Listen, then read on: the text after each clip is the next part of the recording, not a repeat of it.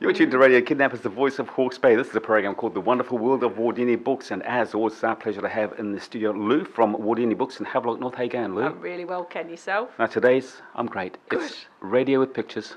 Yeah, that's cool. Hello to YouTube. Yeah, hello YouTubers. Now, before we get into the books, we've got 4 great books to talk about again today. Just remind our listeners where you are, Lou. We are in Havelock North at 16 Tomato Road and 44 Hastings Street in Napier. Now, Lily Max, part of a trilogy. Tell us about that. Yeah, this is specifically, I would say, for children who are really into fashion. So, Lily Max is a fashionista, and she's unashamedly so. Yes. So, everything about her life is, I could make something out of this, or I can pair my sneakers with this tulle skirt, and that kind of thing. So, she is, I would say that this is aimed for readers of about 8 or 9 and up. So, you could go, to about 13 with this one, I would say.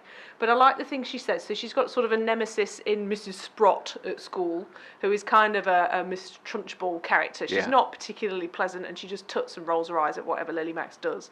So it is about her expressing her personality through what she wears. And I think there are a lot of kids out there that like to do that. Yeah, right. We all have through the ages. I've had and probably do occasionally have a bit of a punk thing going on. So what was your bag? I've got my cool shoes. Oh, your cool shoes, your super cool shoes. They're very visual. So she says, I've bookmarked something.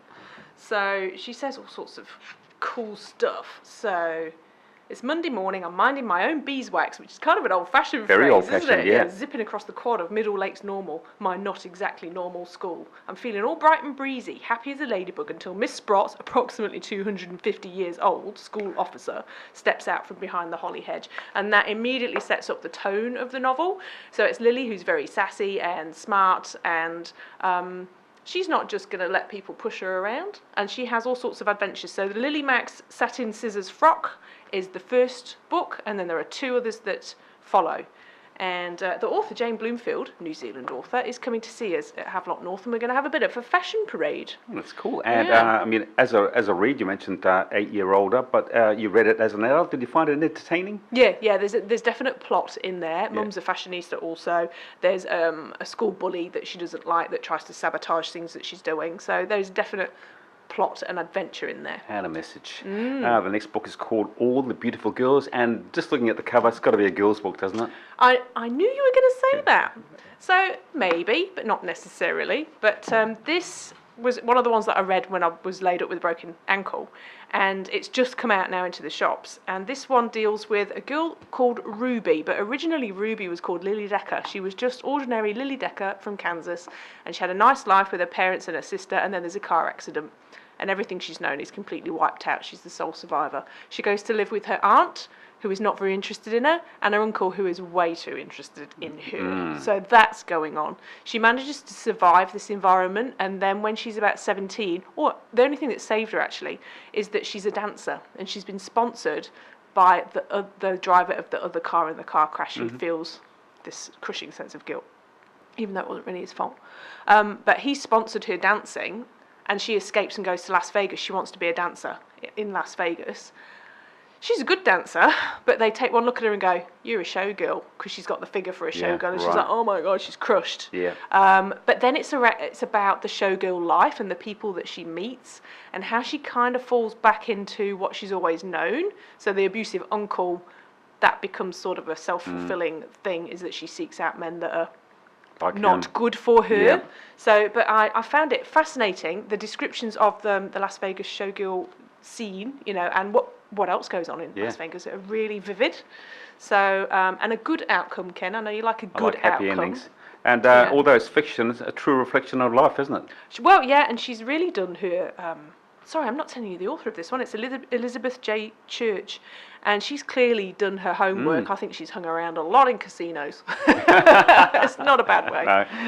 You're listening to Radio Kidnappers, the voice of Hawke's Bay. This is the wonderful world of Wardini Books. Just to remind our listeners before we get into the next 2 reviews, Lou, you've got a shop in Havelock North and a shop in Napier. Napier, yeah. And where are you? You're in Hastings Street. Yeah, Hastings Street, just right next door to Bistronomy, opposite Chantal's Organics in Napier. And in Havelock, your street is? We're at Tomato Road. And you've got a website and a Facebook page. And you're on YouTube. And the YouTube channel. 2 YouTube channels. I know, I'm all over the place. Almost Love, what's that all about? This was the advanced reading copy, so that is not the real cover. The real cover has got some, it's not sepia toned, it's grey tones, and there is a moody looking woman on the front. So this is about Sarah, and it is basically about unrequited love. It's obsessive love that's not really perhaps true love. So she's fallen for this much older man, and he wants to keep their relationship a secret because he's very high up in property, and she just says yes and goes along with it because she's falling for all these lines that he gives her. And whenever she says she wants more from the relationship, then he says, oh no, I didn't realise I was putting pressure on you, we can end it, and sort of manipulates things so that he can get out of it and look good. So you're reading it, and it's like car crash TV. You think, Sarah, what are you doing? You know, this is wrong. You need to be stronger and get out of this. And you're a weak woman, but she's not. She's just obsessed. Yeah. And it is a really interesting look into someone's psyche when they've gone down that route, and all the good things that happen in her life, she seems to sabotage. Not a bunny boiler, is she? Not quite. No, she's not. And it's very interesting what happens when he shows a vulnerable moment. Really. Right. It's like that grass is always greener thing going on. Yeah. Out of 10, what would you give it? Oh, it's a good 9 out of 10. I'm not saying it's a happy clappy novel. No. And it's one of those where you don't always like your main character, your protagonist. But I don't think you have to. No, of course not. I think it's quite nice to think, I wouldn't do that, even though maybe you would. Sounds like it might make a good movie. It would actually. It would be quite a dark, moody sort of movie. Yeah. And our last book is called Dear Oliver. Yeah, very excited about this. So Peter Wells he spends his time between Auckland and Napier, and he is going to launch this with us. So that's on the 24th of March on a Saturday at 5 o'clock in our Napier shop. And this is his memoir. So he's very known for his histories and his filmmaking, and he was one of the founders of the Auckland Readers Writers Festival, so he's massive in New Zealand literature. Yeah. And this is his latest book, which is a memoir of really his mother's side of the family. And Oliver, as in the title, Dear Oliver, is the youngest member of their family. So he's a baby and he lives in, I think it's Canada. And it's telling him the history of the family and about Peter's mother, Bess, who was nearly 101 when she died, and all the things that she'd told him about life. And after she's died and he finds things that she's secreted all over the house, what he maybe knew about his family isn't all as it seemed, and he learns a lot about his family.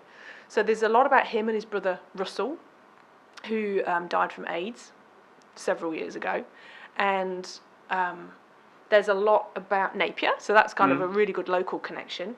But it's the kind of book that I went through, and I don't normally do this, we've talked about this before, turning over the corners of the pages, but I thought, I want to remember where that was, and eventually I got my pencil out. Yeah. Because there are certain bits, there's a chapter entitled How to Read a Letter, because it's a lost art, or how to write a letter. Yes, indeed, you're right. Or how we keep records of histories, and I've actually started to underline things in pencil, so I just liked this little bit. For example, hindsight is an erratic, even duplicitous gaze. What makes us uncomfortable, we remove from the gaze of others and then slowly from ourselves. So it's about, this is a history, but it's my version of the history. And that's what his mother gave him.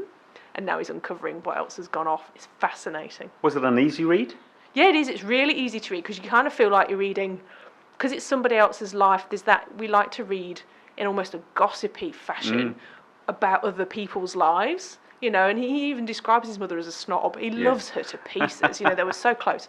But, we're like, oh, that's interesting, and this family in Napier, and then this went on in Auckland, and it's, We might even know them. Well, that's it, and a lot of local people will know those families. So we're excited to be working with Peter to launch that. 4 great books, and both available from, or all of them available from Wardini Books in Havelock and in Napier. So just remind our listeners about those gigs.